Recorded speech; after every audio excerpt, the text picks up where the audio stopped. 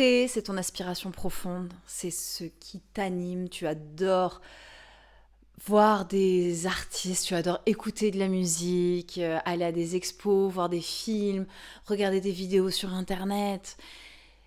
Tu adores, tu es inspiré par l'art et toi aussi, tu as une vision, tu as cette envie de créer, de pratiquer un art. C'est quelque chose qui te porte fortement dans l'existence, mais tu abandonnes tes projets. Tu ne vas jamais au bout, tu ne trouves pas le temps, tu ne trouves pas l'espace, tu n'as pas l'énergie. Et du coup, tu ne te considères pas comme artiste, alors que c'est ton rêve le plus profond, de pouvoir un jour te considérer comme quelqu'un qui met la créativité au centre de son existence.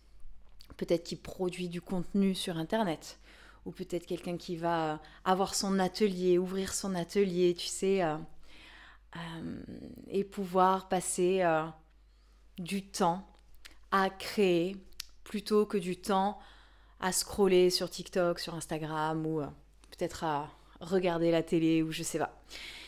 T'as cette aspiration profonde-là, mais y a un truc qui bloque, un truc qui fait que tu procrastines, tu te mets jamais à l'action. Ou alors quand tu te mets à l'action, c'est tellement problématique, douloureux, que tu lâches le projet. Donc tu n'as jamais rien qui aboutit, et donc voilà, tu n'arrives pas pour l'instant à te considérer comme quelqu'un de libre, créativement parlant. Aujourd'hui, je voudrais te parler de cette pression que tu as, cette pression qui existe sur toi et sur ta création. D'où vient cette pression, comment elle se manifeste, et te donner des solutions concrètes que tu pourras mettre en application dès aujourd'hui, dès après avoir écouté ce podcast, pour te libérer de cette pression et effectivement terminer, aboutir tes projets dans la confiance, dans le plaisir et en restant dans l'énergie. Parce qu'en réalité, cette pression-là, elle ne vient pas de la peur de faire quelque chose à proprement parler. Tu sais, c'est pas la pression de créer en soi qui est problématique pour toi aujourd'hui. Ce qui est problématique, c'est que tu associes ta valeur personnelle en tant qu'individu au résultat de ta création. Et ça génère une pression folle sur toi, sur la manière dont tu as confiance en toi, la manière dont tu te vois, tu vois, la manière dont tu considères ta valeur, ouais. Et sur ta création, parce que du coup, tu identifies ta valeur à la valeur de ta création en elle-même. Et donc ça génère une énorme pression. Et il y a énormément d'anxiété qui en résulte. Mais on va aller décortiquer tout ça. Dans cet épisode de podcast, ça va être extrêmement utile si tu traverses ce qui est un blocage créatif. Et du coup, bienvenue sur mon podcast Créativité pleine conscience. Ici, je te parle de créativité sous l'angle du développement personnel et spirituel. Je suis Lolita la Sirène, ma vie gravite autour du blocage créatif, en gros. Je suis absolument passionnée par le thème de la créativité, pas juste parce que, tu sais, c'est une manière de pouvoir produire quelque chose de ses mains ou avec sa voix, pouvoir exprimer ce qu'il y a dans notre tête, dans notre cœur, sous une forme physique. Ça déjà, je trouve que c'est exceptionnel, je trouve que c'est de l'ordre de la magie, ça me passionne parce qu'il y a tellement de choses que ça implique, c'est de la matérialisation, c'est beau, mais aussi sous l'angle de la manière dont le fait de matérialiser des choses invisibles nous transforme en tant qu'individu et nous fait évoluer en tant qu'être humain, sur le plan personnel et sur le plan spirituel. Et ça, c'est quelque chose qui me passionne depuis l'adolescence, on va dire, justement parce que je suis très très sujette au blocage créatif et en même temps extrêmement passionnée par l'art. L'art, c'est ma raison de vivre carrément, avec ma fille. Mais pardon. Là, j'allais partir. Enfin bon, bref. J'allais, comment on dit, disgresser. C'est quoi le terme? Bref, j'allais divaguer. C'est ce qui me donne l'art et la création depuis que je suis enfant. C'est ce qui me porte. C'est ce qui met de la couleur, du goût à ma vie.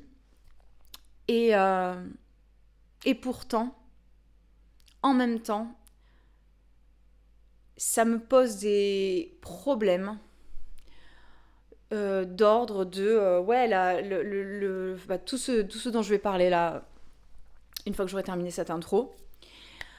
Donc déjà, je voudrais te dire un truc. Si tu m'écoutes et que tu traverses ce blocage créatif-là, c'est pas parce que t'es bloqué créativement que ça veut dire que t'es un mauvais artiste ou que tu mérites pas de créer. Et je dirais même au contraire. Moi, je suis intimement persuadée que plus le blocage est fort, plus ça veut dire que derrière, il y a quelque chose de puissant qui a besoin d'être produit, créé. Et que c'est justement cette pression qu'on se met qui fait qu'on l'empêche de se produire pour plein de raisons. Et petit à petit, il y a des manières d'arriver justement à s'exprimer.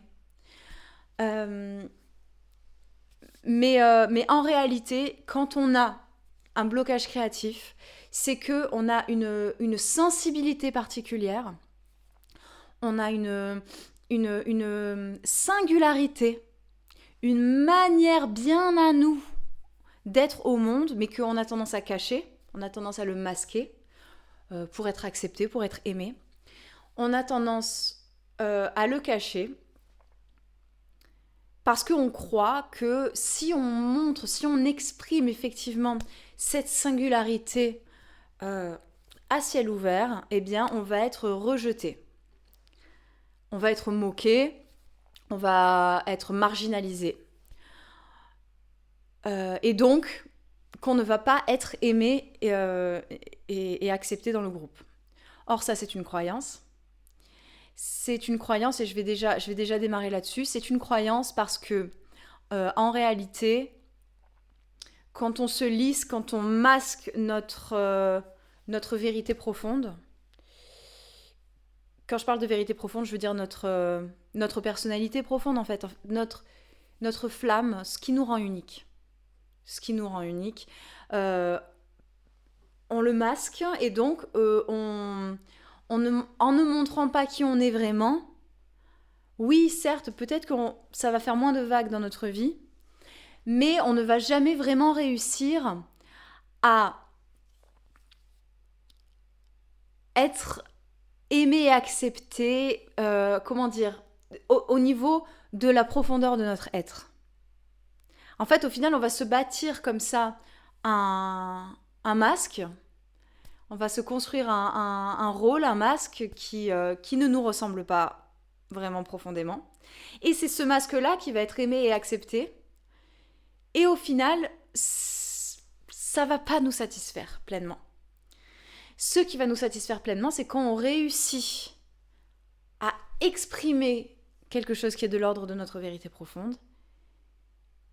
Et du coup, être accepté pour ce que l'on est. Ça ne veut pas dire qu'on va être accepté par tout le monde, mais ça, de toute manière, c'est impossible. On a beau peaufiner le masque, lisser au maximum, on ne pourra jamais plaire à tout le monde. Donc, au bout d'un moment, on se rend bien compte que la voie de l'expression pure de notre être, de notre vérité, c'est la seule voie vers notre satisfaction et vers notre quête d'amour et d'acceptation. Or, ben c'est un challenge. C'est un challenge et la voie de l'art et de la créativité est la voie rêvée pour atteindre ça. Tout simplement parce que du coup, tu peux prendre ta pratique artistique et créative comme un laboratoire de être soi-même. En gros, tu vas accepter nous, tu, il, elle, ce qui te rend unique. L'accepter dans le cadre de ton art, et une fois que tu réussis à faire ça, parce que c'est déjà très challengeant, tu le sais très bien si tu vis un blocage créatif, une fois que tu réussis à accepter ça là-dedans, tu vas réussir à l'accepter aussi dans ta vie. C'est la raison d'être de ce podcast, hein. C'est à ça que je t'aide, ici. Donc on va redéfinir cette pression qu'on se met quand justement on veut créer, mais que créer, alors que ça devrait être un kiff, alors que ça devrait être plaisant, alors que ça devrait être un moment libérateur d'expression, une décharge émotionnelle et tout ça, eh bien c'est tout le contraire, c'est quelque chose qui nous angoisse, hein, qui nous génère énormément d'anxiété, qui nous fatigue et du coup qui devient extrêmement déplaisant. Et donc on a tendance à se dire dans ce cas-là, c'est pas fait pour moi, j'arrête, je suis pas dans le bon mood aujourd'hui, je recommencerai demain, et hop, la procrastination, elle s'engendre comme ça, c'est parce que en fait, on a une anxiété quand on crée. Or, la création devrait être un lieu qui nous énergise. Alors, pourquoi on a cette anxiété ? Là, ce que je vais te dire, je le tire déjà de mon expérience personnelle, mais aussi de l'expérience que j'ai d'accompagnement, parce que je suis libératrice de créativité. J'ai un accompagnement qui s'appelle l'éveil artistique. J'ai des clientes qui sont passées et qui sont en train de passer à travers ce parcours guidé de libération créative.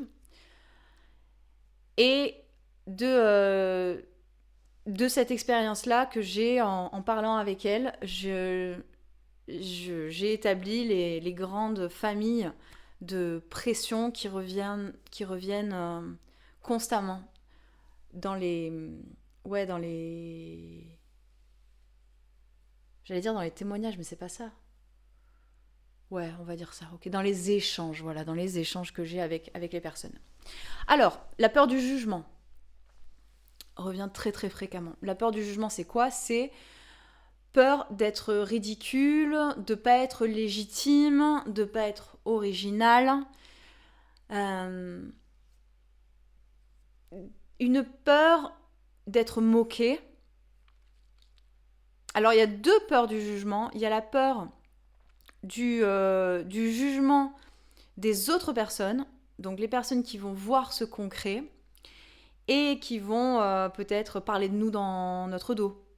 Oh, t'as vu ce qu'elle a sorti sur Instagram, non mais ridicule, oh là là, mais attends, mais moi je la connaissais pas comme ça. Ça y est, ouloulou, elle se prend pour une artiste, quoi. Bon, bah, ok. Bon, n'empêche qu'ils sont en train de parler de nous, ok. La pire des choses qui puissent se produire, c'est de laisser les gens indifférents. Mais bon, ça, j'y reviendrai après, ok ? Là, on va juste parler dans un premier temps. On va redéfinir la pression, ce à quoi elle ressemble, et après, je te donnerai des outils concrets pour te libérer de ça. Deuxièmement, il y a le perfectionnisme. Alors, le perfectionnisme, c'est la peur la peur d'échouer. Déjà, la peur de faire quelque chose et que ça convienne pas et que ce soit pas dans les, je sais pas, dans les normes de perfection qu'on s'est mis dans la tête, ou peut-être qu'on a vu chez d'autres personnes aussi. On a avec nous-mêmes une sorte de charte de qualité où tant qu'on n'atteint pas cet idéal-là, que ce soit parfait techniquement ou parfait au niveau du message, ou que ça communique exactement notre idée à la perfection, tant qu'on n'a pas réussi à atteindre ça, c'est eh ben c'est pas assez, c'est pas suffisant, donc on va pas le partager. Et là, je viens de me rendre compte que j'ai oublié de dire quelque chose dans la peur du jugement. J'étais en train de dire, il y a deux sortes de jugement. Désolée, je fais une petite parenthèse là dans ce que je disais. Dans la peur du jugement, il y a la peur du jugement des autres personnes. On a peur que les autres personnes parlent de nous dans notre dos, etc. Mais il y a aussi la peur de notre propre jugement. Notre propre jugement. Qui nous génère de l'anxiété. Donc pendant qu'on est en train de créer, de justement, et là je vais faire le lien avec le perfectionnisme, de justement se juger, par exemple, si ce n'est pas à la hauteur de nos attentes. Donc on s'est mis cette charte de qualité entre nous et nous, ou peut-être parce que c'est un prof, tu vois, dans notre passé, voilà, on a une attente de qualité. Et donc, elle nous bloque. On se juge et on se dit ah mais non mais là c'est pas assez bien, mais qu'est-ce que tu fais, et cette voix dans notre tête nous empêche d'aller jusqu'au bout. On a une confrontation avec nos propres limites aussi, c'est-à-dire que on a cet idéal dans notre tête, et attention, je ne dis pas qu'il ne faut pas l'avoir. Là tu vois, je vais pas avoir un discours de te dire le perfectionnisme n'est que bloquant. Il ne faut pas avoir de charte de qualité. Justement, je sais même pas si ça se dit. Mais bref, tu vois ce que je veux dire. Il ne faut pas avoir d'idéal en matière de créativité, jamais. Juste fait, et puis voilà. Et puis après, on s'en fiche du résultat. Non, je ne dis pas ça. Bien évidemment que c'est très important d'avoir une vision, d'avoir un idéal qui nous porte. Tu vas voir après, je vais revenir là-dessus. Tu vas mieux comprendre mon positionnement par rapport à ça. Donc ça nous génère une charge mentale, parce que du coup on se dit que pour atteindre cet idéal-là, je vais avoir besoin d'énormément de temps, je vais avoir besoin d'énormément de matériel, et je vais avoir besoin, enfin peut-être pas énormément de matériel, mais il va falloir en tout cas que j'ai un matériel très spécifique, tu vois, ou alors un matériel de très bonne qualité pour pouvoir y arriver, et il va falloir que j'ai une très très bonne technique. Donc on a ce truc-là de se dire, pour l'instant, je ne peux pas aboutir mon projet, je ne peux pas le créer, il faut avant tout, et je ne peux pas le partager, il faut avant tout que j'atteigne telle compétence, que j'acquière tel matériel, que j'ai X temps, etc. Ça nous met une forme ça nous met une grosse pression. Numéro 3, il y a le manque de confiance.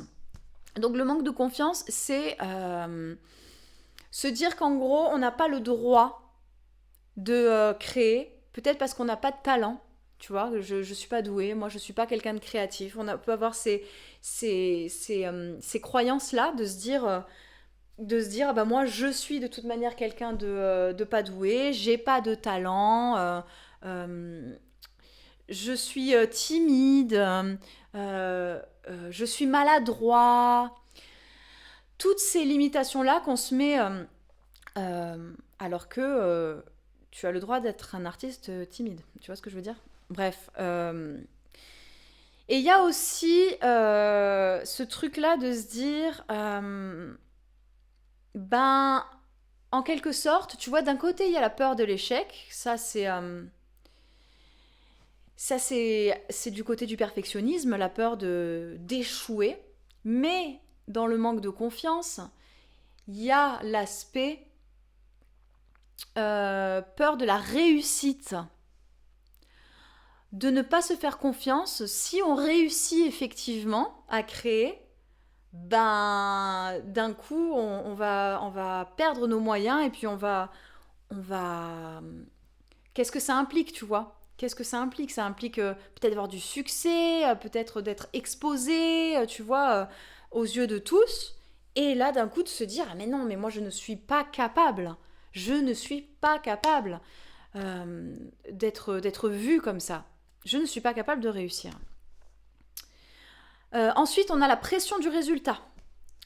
La pression du résultat, la pression de se dire non mais il va falloir que je trouve mon propre style si je crée, il va falloir que je sois originale, il va falloir que que j'ai des super bonnes idées et qu'on n'ait jamais vu ça ailleurs. Il va falloir que je fasse quelque chose d'important, il va falloir que j'ai un impact, sinon je mérite pas. Le rapport aussi à l'utilité, tu vois, de ce que tu crées. Si ma création est inutile, si je ne peux pas gagner d'argent avec, si je ne peux pas gagner des abonnés avec, si je peux pas changer le monde, changer le monde, changer les idées de quelqu'un, peut-être avoir un impact au niveau de la, tu sais, de la, comment on dit, pas des revendications, mais du militantisme ou de, euh, eh bien, si je ne peux pas faire ça, ça ne sert à rien et donc je ne vais pas le faire parce que bon ben là, c'est inutile quoi. En gros, ce que je fais, ça n'a aucun impact, c'est vide de sens, donc ça ne sert à rien que cela existe. Et enfin, il y a aussi le manque de temps et le manque de matériel. Donc, le fait d'avoir un travail, d'avoir des enfants, d'être déjà surchargé dans notre journée, et du coup, une fois qu'on se retrouve avec enfin du temps libre, préférer du coup scroller ou faire des choses comme ça qui est de l'ordre de la distraction pour justement s'évader, s'échapper de toute cette charge mentale qu'on a eue dans notre journée. Euh, et ça rejoint ce que je te disais au tout début, c'est parce que la création pour toi actuellement, ce n'est pas un espace qui t'énergise, ce n'est pas un espace qui te libère, c'est un espace qui t'ajoute encore plus de charge mentale. Tu vois ça comme peut-être un devoir à faire, tu vois, justement tout ce que je viens de dire en gros, toute cette pression que tu te mets fait que c'est pas agréable pour toi de créer. Tu, tu le fais pour soit pour te prouver quelque chose à toi-même ou pour essayer de faire les choses parfaitement et du coup c'est pas un espace qui est kiffant pour toi. C'est un espace anxieux, un espace qui te fatigue énormément et donc bien évidemment c'est normal que tu ne trouves pas le temps pour le faire. Tout simplement parce que t'as pas besoin de te rajouter ça à ta journée et je te comprends complètement. C'est clair que si c'est souffrant pour toi de créer actuellement, tu vas avoir tendance à le fuir et à l'éviter. Ok.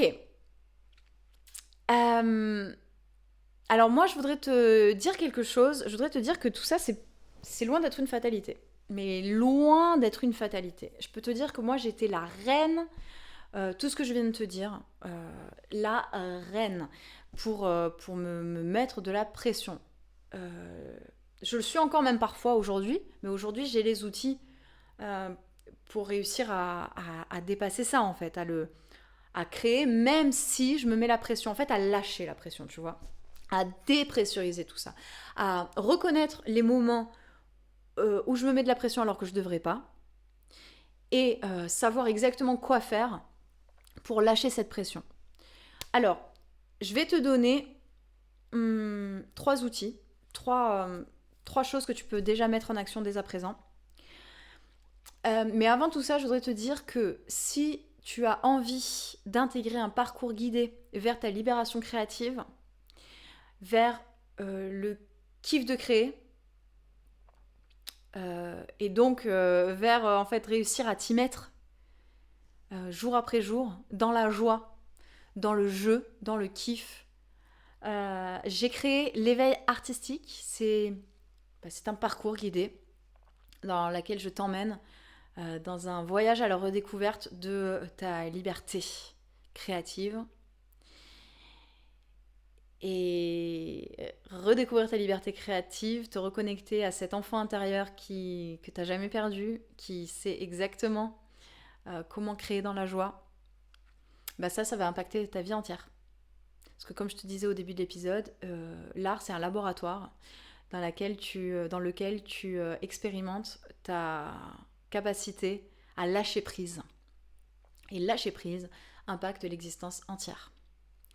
Donc si tu veux en savoir plus sur ce programme, je ne peux pas t'en parler trop longuement là dans l'épisode de podcast. Donc moi ce que je fais, c'est que je passe par un appel, une première prise de contact qui est entièrement gratuite, qui est sans engagement, pour qu'on puisse discuter de toi, où tu en es aujourd'hui, c'est quoi tes projets, c'est quoi tes projets, non, c'est quoi ton objectif, tu vois, c'est quoi ton deal, là, c'est quoi qui te porte, c'est quoi qui te bloque, et qu'on vérifie ensemble si l'éveil artistique, c'est le bon moment pour toi, et voilà, si c'est ce qu'il te faut actuellement pour te libérer au mieux dans ta créativité. Donc, pour accéder à cet appel, tu as un formulaire qui est dans la description. Je te recontacte très vite.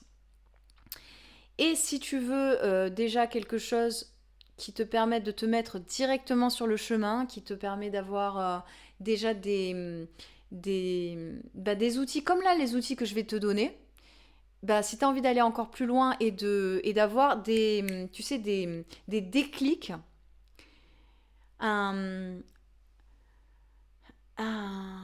starter, une étincelle là, qui te met dans une bonne énergie et qui te permet de passer à l'action et de créer directement quand tu expérimentes ce blocage, cette pression, d'avoir un boost comme ça, quelque chose qui te fait waouh, qui te met directement à l'action. J'ai créé 21 clés d'activation créative. C'est un pack avec 21 capsules vidéo et leurs mini-actions associées, disponibles dès aujourd'hui, avec moins 50% de réduction, avec 50% de réduction, pendant une semaine. Donc là, tu regardes cet épisode, on est mardi, je sais même pas le combien on est. C'est super. C'est super ça. J'ai pas la date là-dessus. On est mardi 19 mai, donc c'est disponible pendant une semaine à moins 50% et ensuite ce sera disponible au prix normal.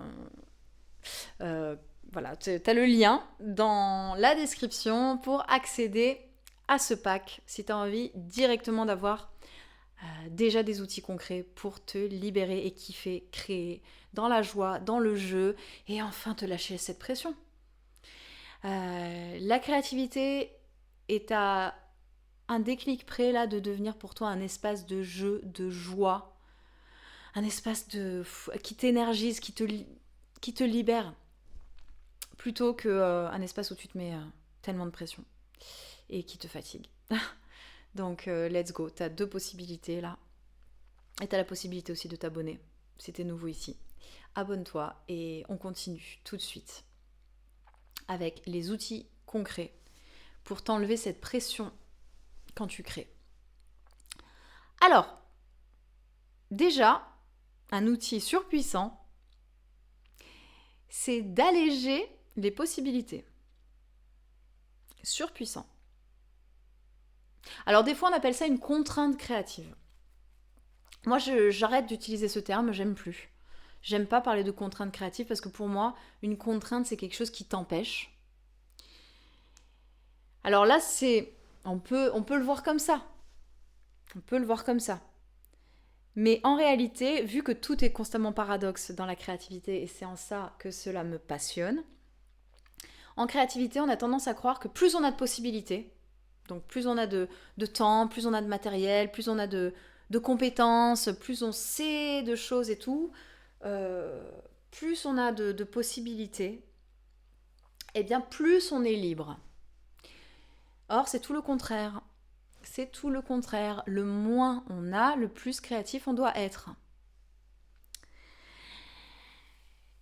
Parce qu'en réalité, le plus on a de possibilités, le plus on va penser à la technique. À tout ce qui est quelle technique je vais utiliser, quel feutre je vais prendre aujourd'hui, en quelle tonalité je vais composer, j'ai plein de possibilités, est-ce que je vais partir sur l'accord de septième de dominante, est-ce que je module dans ma tonalité aujourd'hui, est-ce qu'aujourd'hui je module dans ma tonalité? Bref, tu vois, toutes ces choses-là qui font que d'un coup, charge mentale, on panique, on a trop de possibilités. Si tu te dis, aujourd'hui, je vais composer une chanson avec seulement 2 accords. Ou alors aujourd'hui, je vais créer quelque chose en seulement 10 minutes. Ou encore, je n'utiliserai que 2 couleurs dans mon dessin, dans ma peinture. Ou bien, aujourd'hui, je dessine seulement au stylo bic. Aujourd'hui, j'écris sans utiliser la lettre A. Ou même, j'écris sans utiliser la lettre E. La disparition. Et bien ça, tu vas voir que ça va te libérer. Ça va te libérer parce que ça va t'enlever la pression de la technique et la pression du résultat. C'est magique. Si on prend l'exemple de je crée juste pendant 10 minutes. Ok, le chrono il est lancé. J'ai 10 minutes pour créer quelque chose. J'ai pas le temps de penser. J'ai pas le temps de réfléchir à tiens, je vais arranger ça comme ça. Mais non, mais là je gomme finalement. Non. Tu continues. Et là, l'état de flow il s'installe. Tu vois ? Parce qu'en réalité, tout ce qui importe, c'est de s'enlever cette voix dans la tête qui dit non mais fais pas ça comme ça, fais ça plutôt comme ça parce que lui, s'il le voit, il va penser que t'es nul parce que là, le trait, il est tremblant.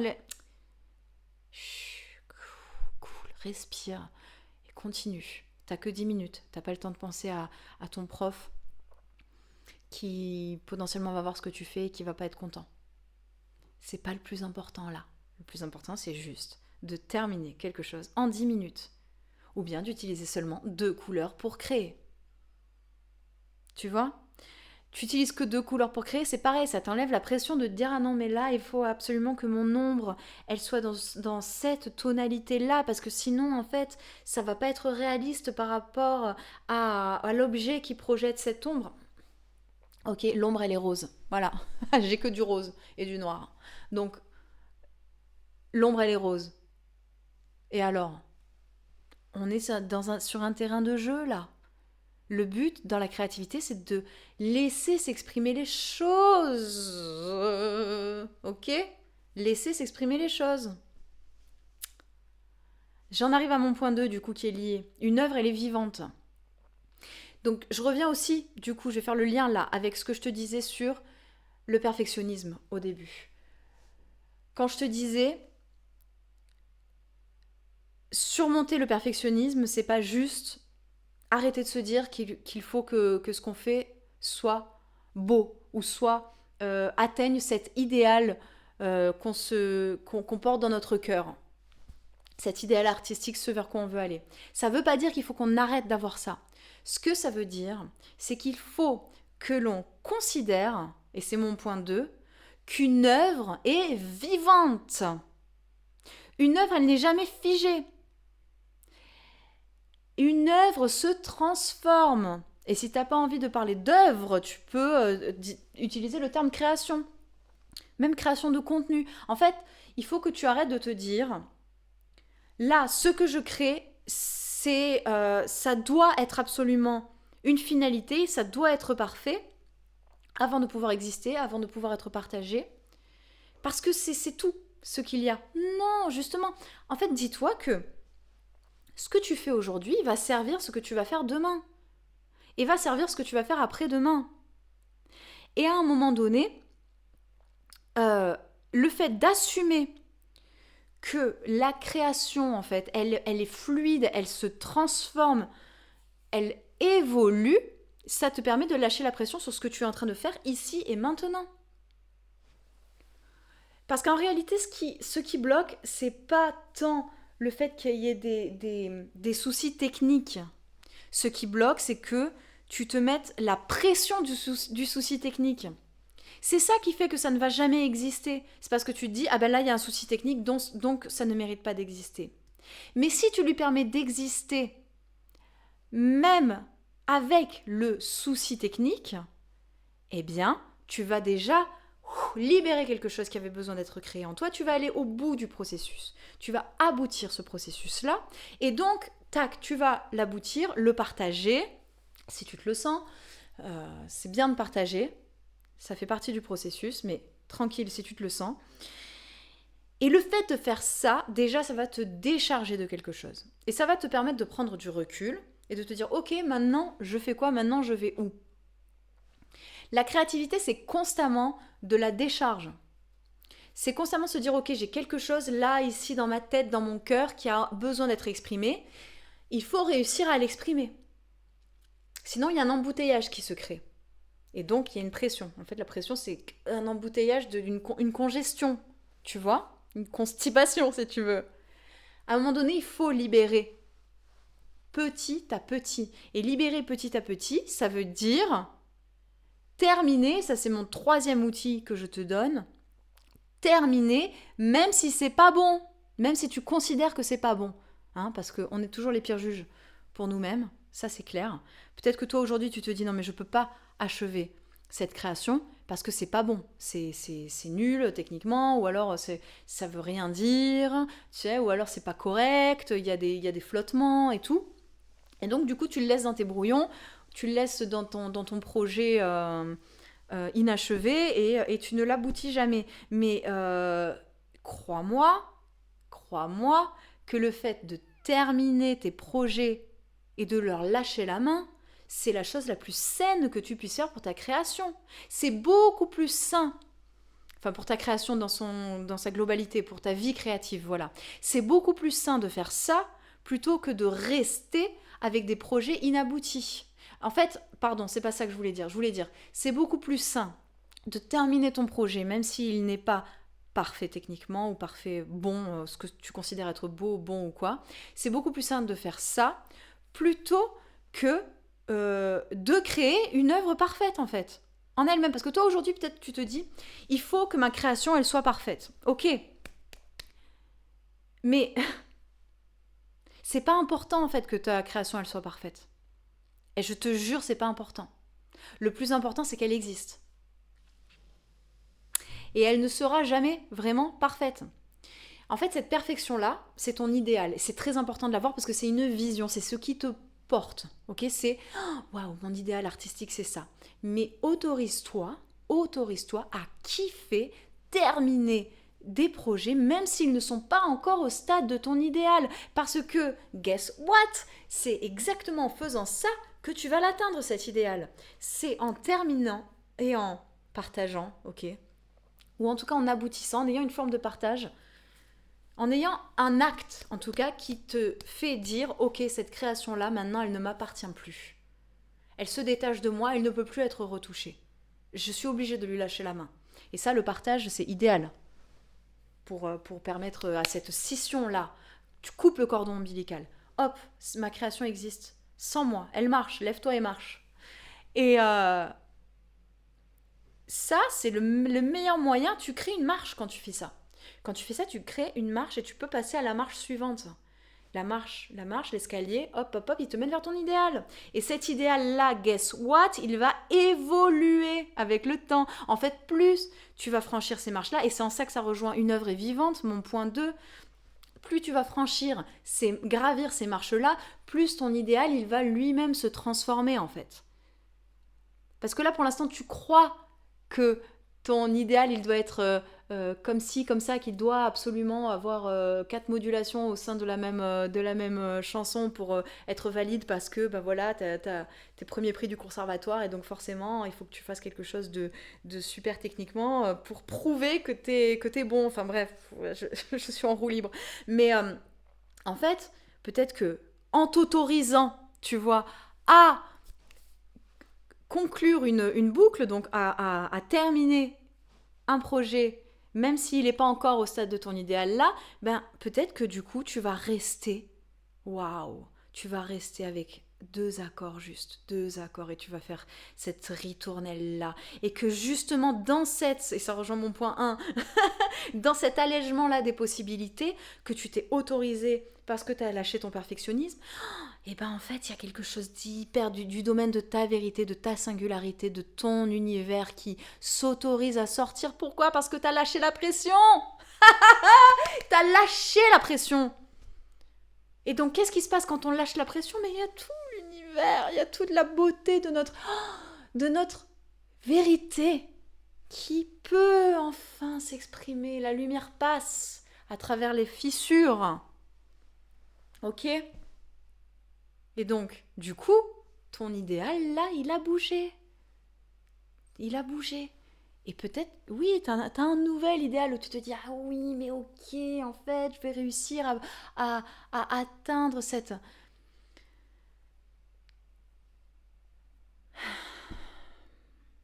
Je sais pas,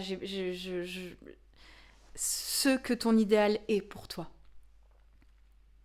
Moi, tu vois, par exemple, mon idéal, c'est de devenir une... J'aimerais, tu vois, être une sorte de guide, de libératrice de la créativité, mais au sens vraiment de réussir à toucher énormément de personnes qui pourraient tellement être libérées dans leur vie grâce à l'art. Et d'être cette guide-là. Moi, j'ai toujours eu un truc de j'aime être vue, j'aime être entendue, et j'aime être une leader aussi. J'ai ce truc-là en moi depuis que je suis petite, et c'est une forme d'idéal que j'ai là pour tout ce que je crée actuellement, donc par exemple mon projet de podcast et tout. Et il y a un moment donné où j'ai dû, là par exemple, je passe par ne pas faire de montage sur mon épisode de podcast. Pourquoi je fais ça? Je sais très bien que c'est pas parfait au sens de peut-être mon idéal, tu vois. Enfin, mon idéal qui peut-être, tu vois, une fois qu'elle est vachement connue et tout, elle a un podcast avec des lumières, avec un bon montage, avec des jingles peut-être, tu sais, peut-être que... Enfin, on peut imaginer plein de trucs, peut-être qu'il y aurait, ouais, des musiques ou de la déco ou quoi, moi, des costumes, enfin, j'en sais rien, mais en gros, cet idéal-là, d'ailleurs, peut-être que ce serait pas mal que j'écrive ma vision, je sais pas, pour le podcast. Mais bref, cet idéal-là, ma marche pour l'instant, c'est de faire mon épisode sans montage. Pourquoi? Parce que je sais que un montage, ça va me prendre énormément de temps, d'énergie, de couper les blancs, de couper les moments peut-être où je regarde mes notes. Et que, de façon réaliste, j'ai aussi mon compte Instagram sur lequel j'essaie de publier quotidiennement du contenu de journaling parce que je considère que le journal, le carnet, c'est un portail de transformation et que c'est une pratique à travers laquelle on peut se libérer créativement parlant, mais aussi dans la vie de tous les jours. D'ailleurs, si tu veux t'abonner sur Instagram, tape Lolita la sirène, mais tape tout attaché. Parce que si tu tapes Lolita plus loin la sirène, tu vas avoir un message d'Instagram qui te dit que t'as pas le droit de faire ce genre de recherche-là. Parce que mon prénom est fortement connoté. Et donc c'est un mot considéré interdit sur Instagram et sur Facebook. Bref, j'ai quand même eu envie d'assumer mon nom. Tu vois, là pareil, c'est un truc qui aurait pu me contraindre. J'aurais pu me dire, ah mince, non, me mettre la pression, je peux pas faire ça. Je le fais quand même. Voilà, et tant pis. Voilà. Bref.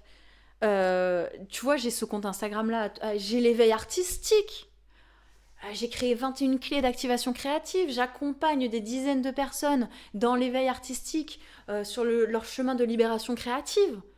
Donc, si en plus de ça, je me mets le podcast en mode vraiment il faut que ce soit parfait et tout, laisse tomber. Donc, là, ma petite marche à moi, c'est de faire le podcast sans montage. Voilà, contrainte, enfin, allègement des possibilités, pas de montage.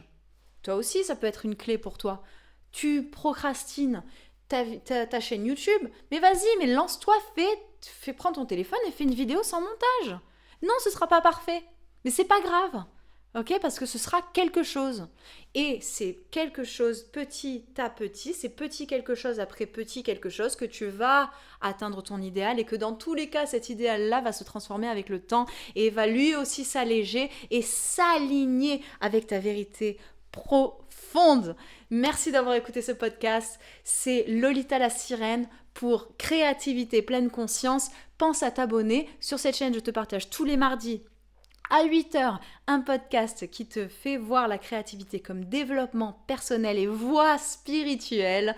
Et tous les vendredis à 18h, un vlog dans lequel je te montre comment j'incarne ma vie créative au quotidien. À bientôt. Bye.